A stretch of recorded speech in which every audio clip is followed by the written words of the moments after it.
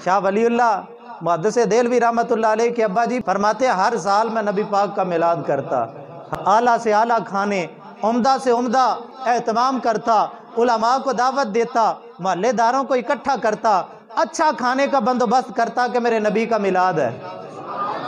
ये वो जलीलुल कदर मुहद्दिस हैं कि जब बीमार हुए तो बीमार पुरसी के लिए आमिना के लाल तशरीफ़ ले आए थे। ये वो अजीम हस्ती हैं। शाह वलीउल्लाह मुहद्दिस देहलवी फरमाते हैं मेरे अब्बा जी फरमाते हैं हर साल नबी पाक का मिलाद बड़े जोशो खरोश से करता, क्योंकि यार बात तो सीधी है, तेरा खावा ते तेरे गीत गावा या रसूल अल्लाह, तेरा मिलाद मैं क्यों ना मनावा या रसूल अल्लाह। भाई जिसका खाते हैं उसके गीत भी गाते हैं, और हम इसी वजह से कहते हैं हम सदका मोहम्मद मुस्तफ़ा का खाते हैं। इसी वजह से जब तक सांस में सांस है हम अपने आका के गीत गाते ही रहेंगे। शाह वलीउल्लाह फरमाते हैं मेरे अब्बा जी हर साल बड़े जोशो खरोश से मिलाद करते। एक साल ऐसा आया कि अब्बा जी के पास पैसे कोई नहीं, और मेरे भाई गरीब परेशान ना हो कि मैं मिलाद कैसे करूं, अमीरों के मिलाद देख के कहीं परेशान ना हो जाया करो। मुमकिन है एक बंदा अकेला घर में बैठा हो और तन्हाई में बैठ के इसी वजह से रोता हो कि या रसूल अल्लाह मेरे तो पल्ले ही कुछ नहीं है, तो हजूर करम फरमा के उसी के घर के अंदर मेहमान बन के आ जाते हैं।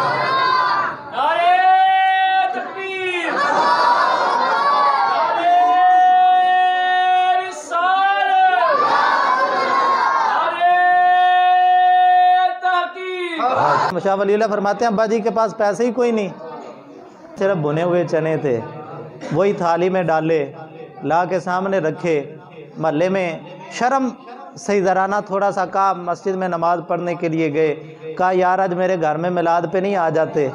लोग आ गए, और जब आए आपने ख़त्म शरीफ पढ़ा, खड़े होकर नबी पाक की बारगाह में दरूद व सलाम के नजराने पेश किए, मिलाद शरीफ की महफ़ल हो गई।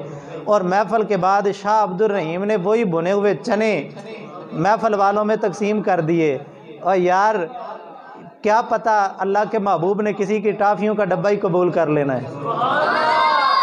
वो कोई बच्चा पता नहीं कितनी मोहब्बत से हजूर का मिलाद मना रहा, उसका टाफ़ियों का डब्बा ही कबूल हो जाए। शाह अब्दुल रहीम फरमाते हैं कि चने तकसीम कर दिए, लेकिन दिल पे बोझ था कि काश मौला तू पैसे देता, इस साल भी मेरे पल्ले कुछ होता तो मैं गज बज के नबी पाक का मिलाद करता।